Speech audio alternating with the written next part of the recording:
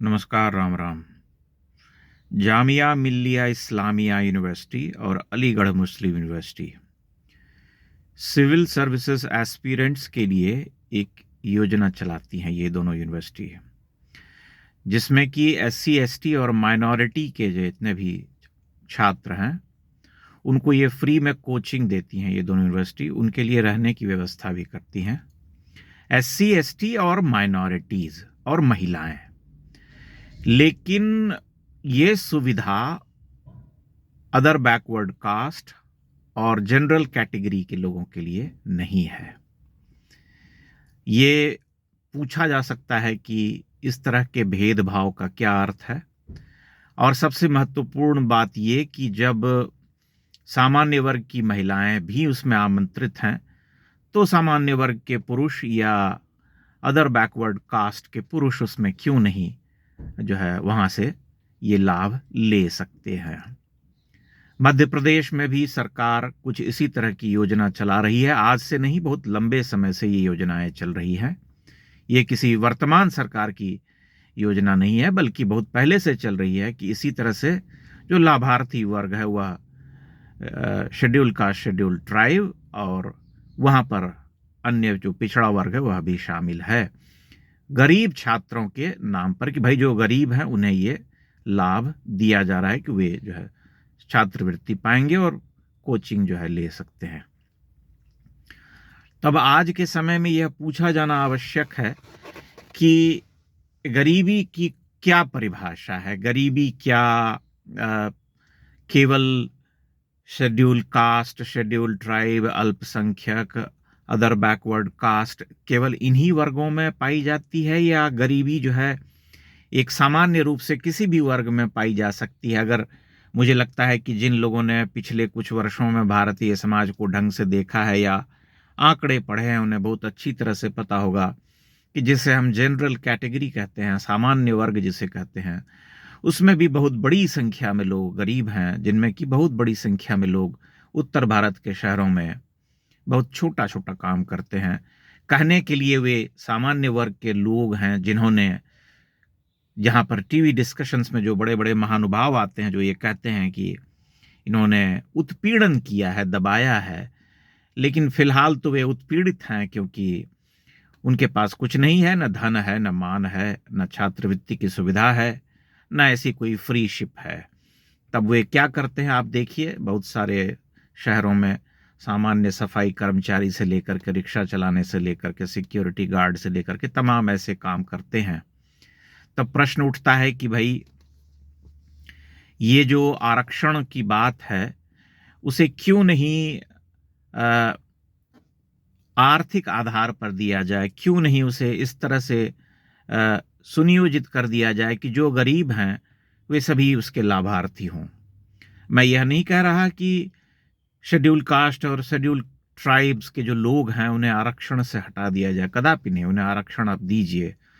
परंतु जो schedule caste या शेड्यूल ट्राइब कम्युनिटी से आने वाले लोग लंबे समय से बड़े अफसर हैं, अधिकारी हैं,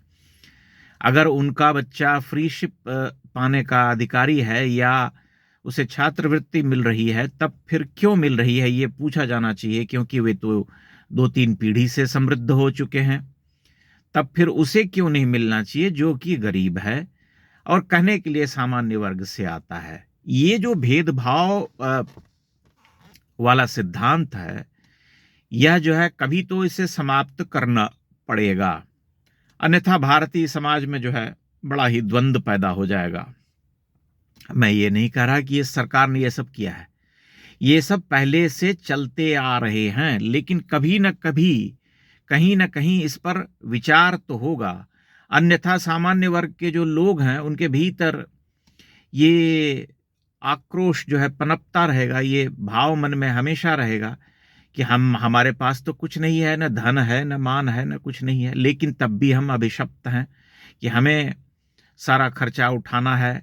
हमें किसी तरह का कोई आरक्षण नहीं दिया जाएगा,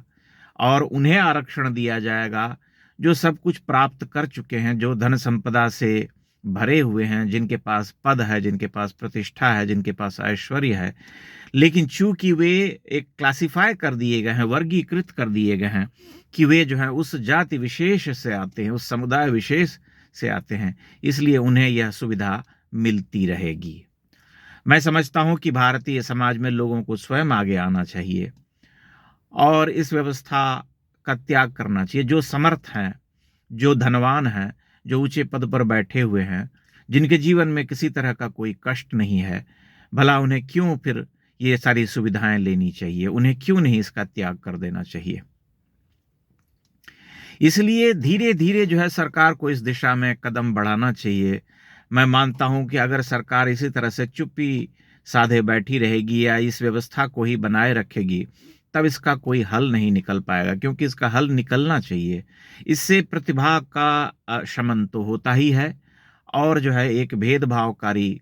व्यवस्था भी जो है वो बनी रहती है समाज में, जिसके परिणाम बहुत अच्छे नहीं आते हैं। जैसा कि हमने दक्षिण में देखा है कि बहुत बड़ी संख्या में वहाँ जो ब्राह्मण जाति के लोग थे, उन्होंने पलायन किया, या तो वे विदेश चले गए या किसी दूसरी जगहों पर काम करने लगे। तमिलनाडु की मैं बात कर रहा हूँ विशेष करके। और ऐसा नहीं है कि वे अगर बाहर गए हैं